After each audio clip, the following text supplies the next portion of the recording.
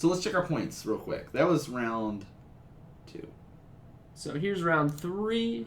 Dun, dun, dun. Look at all these 6-pointers. Yep. So, I mean, basically, we're starting to kind of... This was kind of where we start to see everything kind of even out. So you see Chris, Dwayne, Desmond, Goodman, Ahern, Eric. A lot of these names that you're going to see at 6 points, you're starting to recognize more and more. Yep. And even Chris Carosa there is getting used to the deck. He's 2-0 right now, going into round 3, which is great.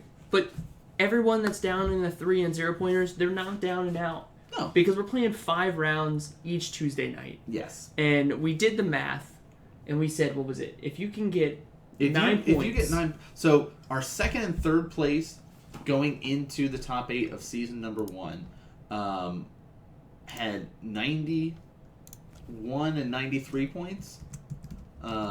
And they were sitting there at second and third place with that. And so there's 10 weeks of the season. So if you go 3 and 2 and play every single week, you will have at least 90 points. Guaranteed. Yeah.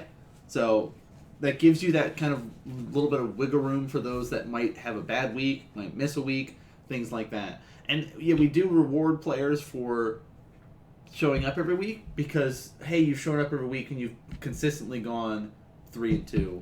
You're going to have a very good chance of making it into the Invitational. Where those players that just show up and go, oh, here I go, 4 and 1.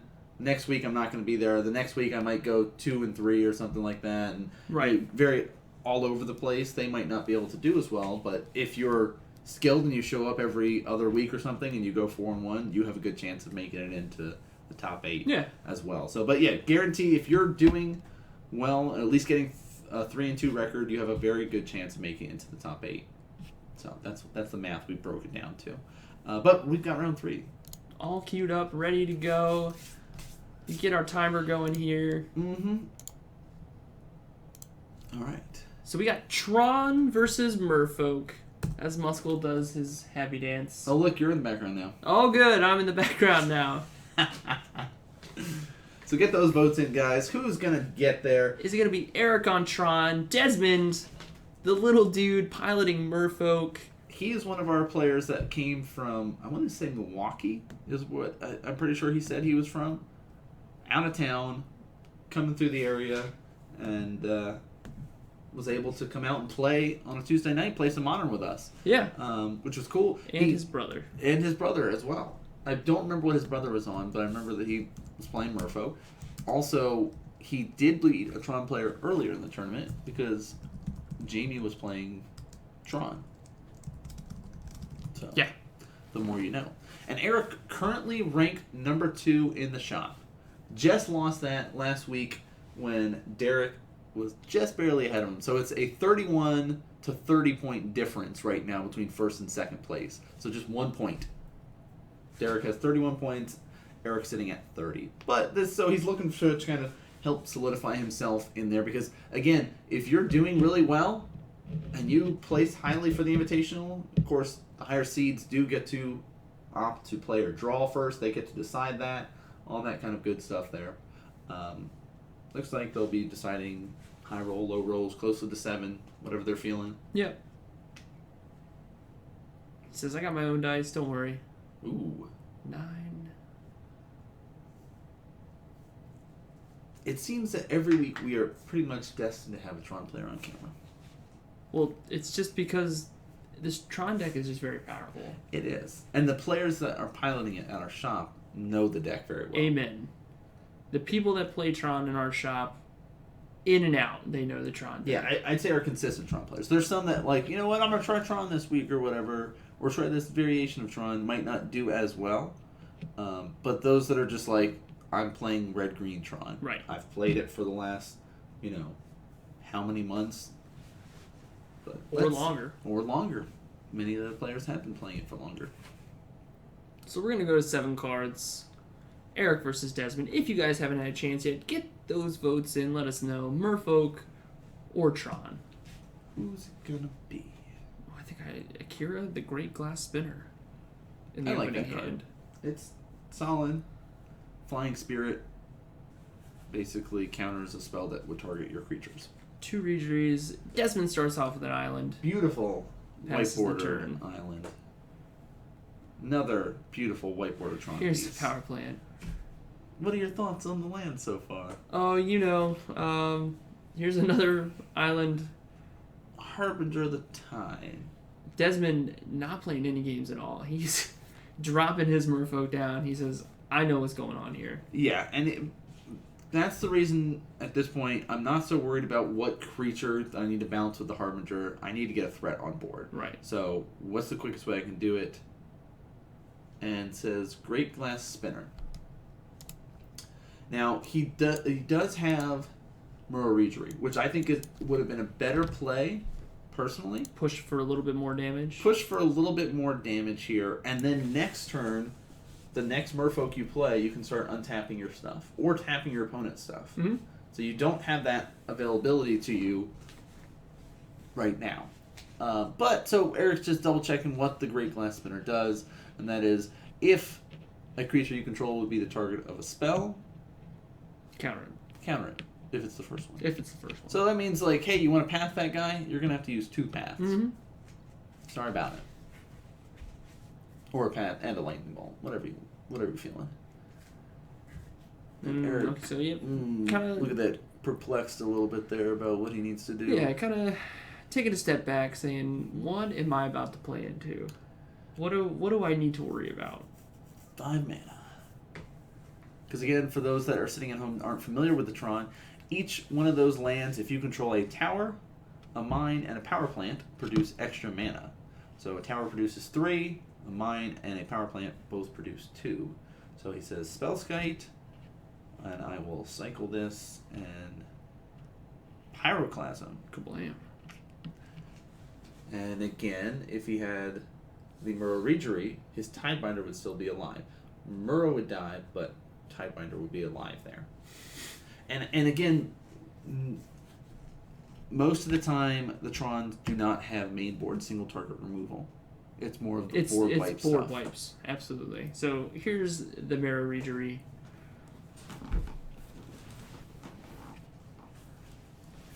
Looks like a Lord. Second tower. And a Silver Gill in hand. And Ew. Got him. Turn 4 Ulamog. And he says, you know what? You got it. Yeah, that's not where you want to see things. Like, the Merfolk player has a really hard time dealing with Ulamog, let's be honest. So, quick game number 1. But again, like, having that Pyroclasm and then follow up with an Ulamog, what more could a Tron player hope for? It really sets Desmond back a foot, losing 2 creatures. So which one would you like? I'll let you pick this time. Okay. So on Eric's side, he's got 3 Gutshot, 2 Slaughter Games, 1 Pithing Needle, and I know what you're thinking. This does not improve my picks here that you think how I feel about Tron. I'm just saying. 1 Leyline of the Void, 1 Spellskite, 2 Nature's Claim, 3 Leyline of Sanctity, and 2 Relic of Progenitus. Mm-hmm. Let's see. Pithing Needle? Okay. On Vial. I mean, I feel like that's a safe pick. Yeah. Nature's Claims. And I don't even know if Gutshot's really worth it. No, I don't think you need the Gutshot. I think Slaughter Games. Yeah, maybe? that's what I think. You could try to go for the Slaughter Games. Yeah. Over here, but like his board is not really positioned to deal with Merfolk. Not really. He's more worried about other matchups.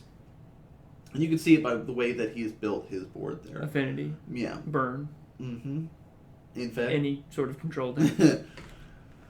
Alright, so over on Desmond's side, we've got 1 Hibernation, 2 Spellskite, 2 Relic of Progenitus, 2 Tidebinder Mage, 4 Hurkyl's Recall, and 3 Spell Pierce, and of course 1 more Kira, the Great Glass Spinner. I love the 3 Spell Pierces in here. Like adding in at least 1 or 2 seems fine. Like you might think about it, okay, he's gonna be tapping he's going to have access to so much mana. But by having a Spell Pierce to counter that Ulamog, or counter some of his other big dumb creatures, Ugin, Karn, that's kind of where it needs to be. I think by stripping out maybe a Kira and something like that, some of the stuff that you're like, all right, this is not going to help in this matchup, you can bring in the Spell Pierces. Otherwise, his board, again, is not really positioned to deal with Tron. Right. But when you're thinking about your sideboard, you're gearing that to help you win against matches that you have trouble with. Merfolk, most of the time, should do all right against Tron. It varies because they have access to those Pyroclasms and Kozilek's Returns and things like that could be annoying. Mm-hmm. But if you can get enough guys online to power your guys up, that doesn't matter. Really, the Oblivion Stone is what you need to worry about, because that can kill all of your stuff regardless.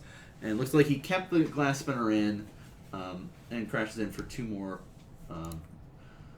points off of that Lord of Atlantis. It seemed to me that Desmond kept a little bit land-heavy hand, but I did see the Mutavault, so in a Lord, so I can see why he wanted to keep that. Just, he's got a couple threats, but he does have to watch out for Karn being able to yank any permanent. Yeah, that is true. And we okay, all right. 1, so 2, 3, 4, 5.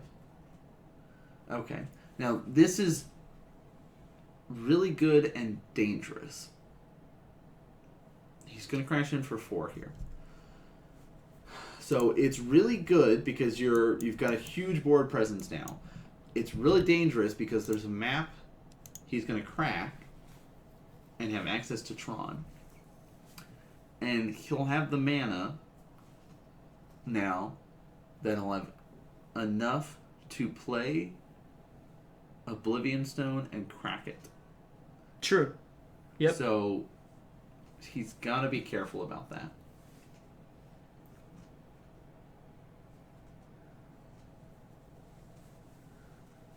Showing off his elemental seahorses.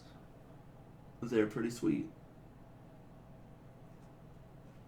I was like, you can tell Desmond knows what he's doing with the Merfolk deck at least, which is always nice to see when newer players come to the shop and they're okay. So that is another troublesome.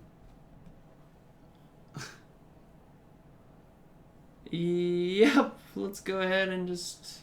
These are all dead. Let's just exile everything. That's That's fine. Everything about this is fine.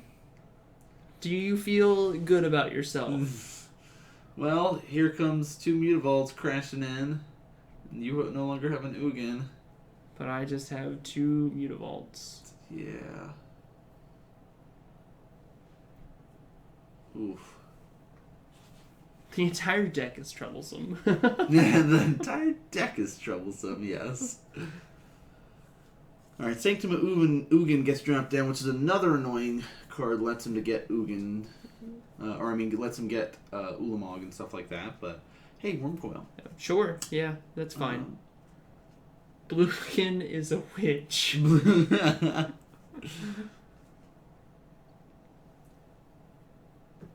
Now, I don't know if we ever figured this out, but we have people in chat asking, how old is Desmond? How old is Simon? Did we ever figure this out? Because that's a mistake on our part. Actually, when I don't think I asked him, now that I think about it. I would say, he's probably between... You can say 10 to 13. I was going to say 12 to 14. Okay. So that was my range. I think he seems older than 10. I feel like his brother was younger, so I think his brother was probably in that 10 range. But I think he's probably... Oldest was 13. Okay. There you go. Somebody's found Somebody out was able to do the work. We were just playing magic. Yeah, just, And he says, hey... It's like the team. Like, here's an Ulamog, here's an Ugin. Coming out next turn. Then here's a map just for fun. I'm gonna go get another tower, just so you know.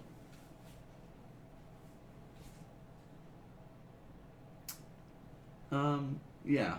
Okay.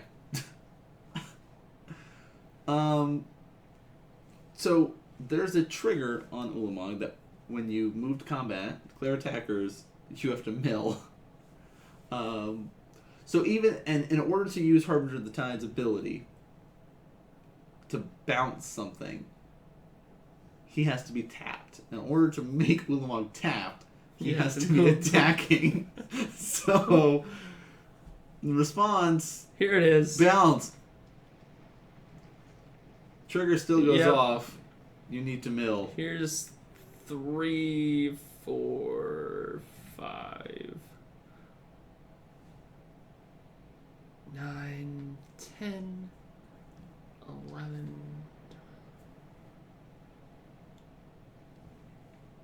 Yeah, there's some of the spell pierces. Now we're just getting a good idea of what's in his deck. And I'll gain 6, and you'll lose 6. Unless he's choosing to block. But it looks like no. I think he just wanted to get Ulamog. Ulamog. Now, and that's another thing of Bloom getting preemptive and casting the Ugin too early there. Because now he couldn't recast. Because now he can't recast Ulamog. Right. Which, yes, Ugin's great, but you had that opportunity to be able to do that.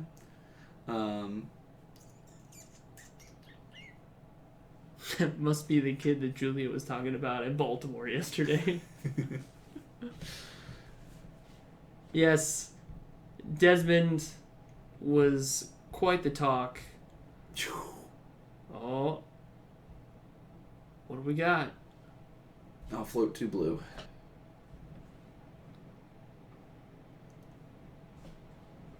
Floating 2 blue. Move to combat. Says I'll take 6. Uh-huh. This seems fine.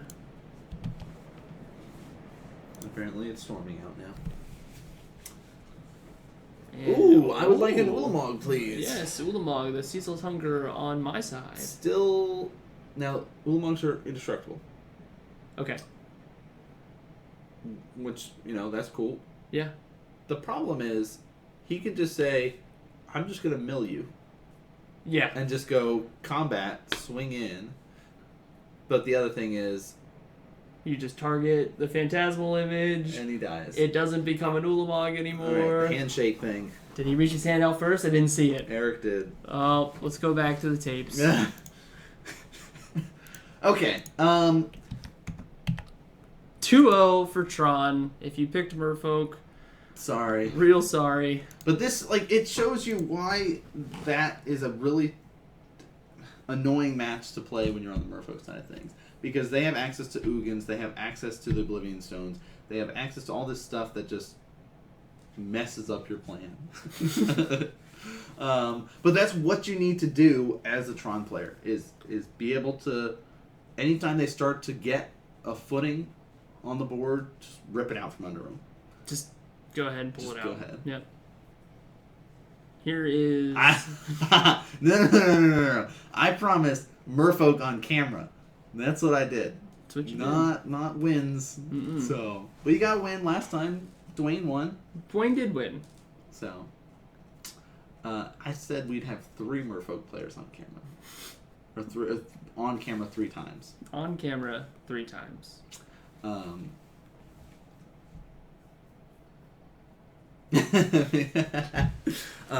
But it's halfway through. It is halfway through.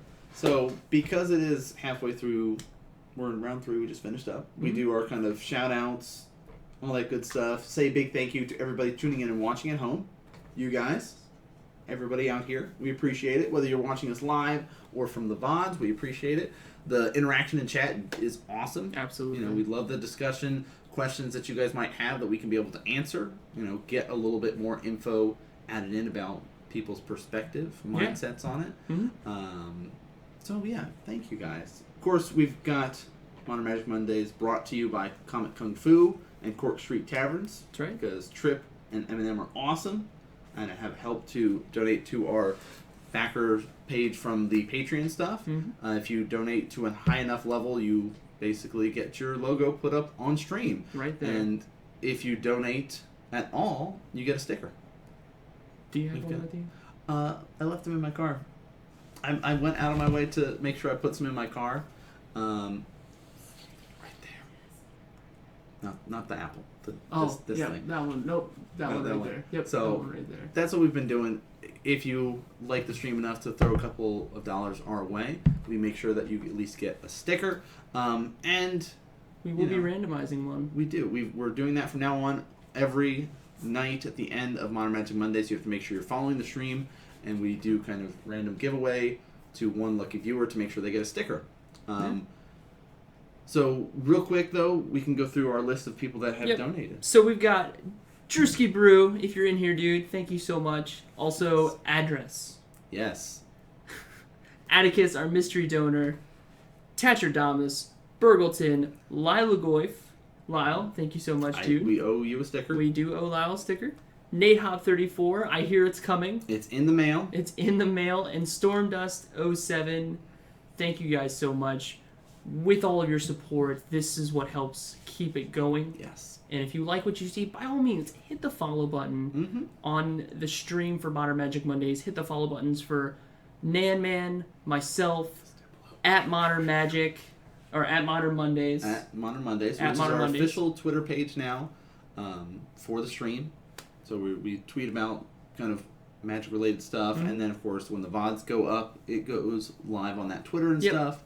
So all kinds of good stuff for y'all to know. And speaking of VODs, if you guys are watching at home, or if you miss it and you want to catch back up and you can't be with us live, by all means, go to youtube.com/Modern Magic Mondays. Correct. Search Modern Magic Mondays in the YouTube bar, and you will get all of these VODs, each game put up each week. Yeah, broken down for you guys. So we've got other stuff that we do besides Modern Magic Mondays. You've got your variety stream, I guess. Yep, variety gaming. So what's this week in particular look like for you then? Because I know it's a little bit different than your normal schedule. Yeah, so because of the no ban, there's no fan noise. The viewers prefer this.